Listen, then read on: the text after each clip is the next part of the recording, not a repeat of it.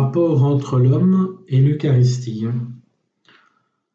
Le divin a créé ce pain mystérieux, ce pain d'amour, et il l'a rendu si puissant qu'il est capable de transformer en vous-même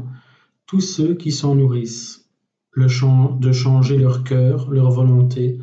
leurs inclinations, et de les faire brûler des plus vives flammes du divin amour. Sachant bien que le désir de se faire aimer de nous n'a pas été le seul motif qui a déterminé ce divin époux à nous donner comme nourriture son propre corps et son propre sang. Il a voulu encore par là ne jamais se séparer de nous. Oui, il fallait qu'il nous quittât, mais comme son cœur n'aurait pu supporter l'absence des âmes qu'il aimait,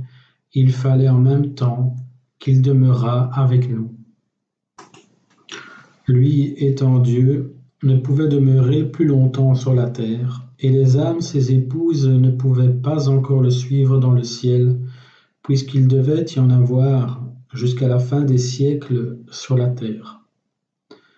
Il trouva alors un moyen pour qu'ils ne fussent pas séparés l'un de l'autre. Lui remontant au ciel, et les âmes, ses épouses, demeurant encore dans le monde, institua ce divin et mystérieux sacrement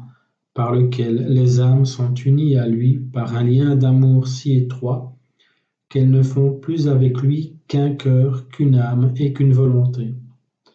De même en effet que la nourriture et celui qui la reçoit ne font plus qu'un, notre Seigneur Jésus-Christ et celui qui le reçoit ne font plus en quelque sorte qu'un seul, ainsi que je viens de le dire, par l'union intime des cœurs et des volontés. Mais quelle différence! Ce n'est pas Jésus-Christ, en effet, comme le remarque saint Augustin, qui se change en nos âmes, mais nos âmes et nos cœurs qui se changent en Jésus-Christ. Les natures restent distinctes, mais il y a unité d'amour, de sentiment, de cœur et de vie. Pouvons-nous maintenant, après avoir considéré les motifs qui ont inspiré à notre Seigneur l'institution de ce divin sacrement,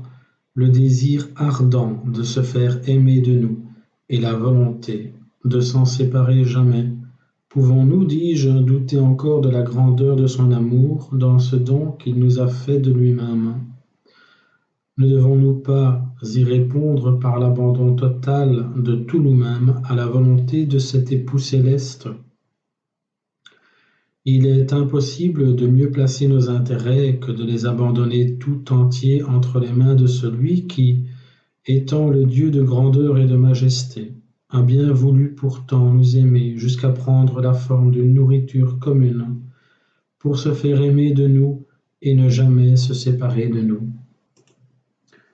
Il y a encore un motif qui a inspiré notre Seigneur pour l'institution de cet admirable sacrement. Ce divin Sauveur, en effet, voyant sa mort prochaine, ne voulut pas partir de ce monde sans faire un testament. Il voulut, avant de les quitter, honorer et enrichir nos âmes, ses épouses, de quelques dons signalés qui servit tout ensemble à leur entretien, à leur conservation, à leur aliment et à leur salut. C'est alors qu'il leur laissa cette nourriture divine qui contient son corps, son âme, sa divinité et lui-même sous les espèces du pain et du vin, le don le plus riche, le plus utile et le plus magnifique de tous ceux qu'il pouvait leur faire. L'âme, en effet, n'a pas moins besoin que le corps d'une nourriture proportionnée à sa nature. Elle doit vivre d'une vie sainte et surnaturelle. Aussi lui a-t-il donné ce pain du ciel pour entretenir en elle une vie toute céleste. Voyez maintenant, ô âme, si on n'aurait pu donner aucune marque d'amour qui égalât celle-ci, qu'un Dieu ait laissé sa propre chair et son propre sang dans le monde pour nourrir nos âmes, pour servir de remède à nos maux, de soutien à notre faiblesse et devenir par là même une seule chose avec nous. L'histoire nous apprend que pendant le siège de Jérusalem, pressés par la faim, des mères ont mangé la chair de leurs enfants, Mais a-t-on jamais entendu dire qu'une mère ait donné à manger de sa propre chair à son enfant pour le garantir de la faim? Nous n'avons point encore connu ces sortes de mères sur la terre. Cependant, c'est ce qu'a fait cet époux céleste qui a eu pour nous un cœur plus tendre que celui de toutes les mères, et il l'a fait pour gagner notre cœur et nous porter à nous donner entièrement à lui. Voyant que nos âmes mourraient de faim et que lui seul pouvait leur conserver la vie, il a bien voulu se livrer lui-même au bourreau et à la mort, afin que nous puissions nous nourrir de sa chair immolée pour nous. Et il ne nous l'a pas donné une seule fois, mais il a voulu, par un prodige de bonté, nous la donner pour jamais, pour tous les jours de notre vie, au moyen de ce sacrement dans lequel il demeure et demeurera jusqu'à la fin des siècles. Pouvait-il nous honorer d'une plus riche, plus rare et plus amoureuse faveur? Mais aussi après une si grande marque d'amour, est-il possible d'hésiter encore et de ne pas entrer dans le pur abandon, soit pour s'y établir en désir et en volonté, soit pour le pratiquer dans les occasions? Qui de nous ne sera ravi d'une sainte joie de remettre tous ses intérêts, de s'abandonner lui-même, plus que tout, entre les mains d'un Dieu si amoureux de notre salut et de nos âmes, d'un Dieu qui a tout fait pour l'amour de nous, qui s'est abaissé jusqu'à se faire notre égal, qui enfin n'a pas hésité à s'anéantir jusqu'à devenir ce pain mystérieux, qui ne souhaitera du plus sincère de son cœur de s'unir par le plus parfait de tous les abandons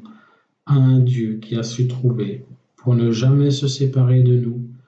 une telle invention d'amour, un pain non seulement vivifiant, mais vivant, qui n'est autre que lui-même. Pain divin, au moyen duquel nos âmes sont incorporées spirituellement à ce Dieu d'amour et unies à lui d'un lien si étroit qu'elles ne font plus qu'un même cœur, une même inclination, une même volonté. Après un tel amour, peut-on respirer autre chose qu'abandon, acceptation, acquiescement aux ordres de la volonté d'un Dieu qui, après s'être livré lui-même à la mort, a voulu qu'on le rende tous les jours de nouveau hostie et victime.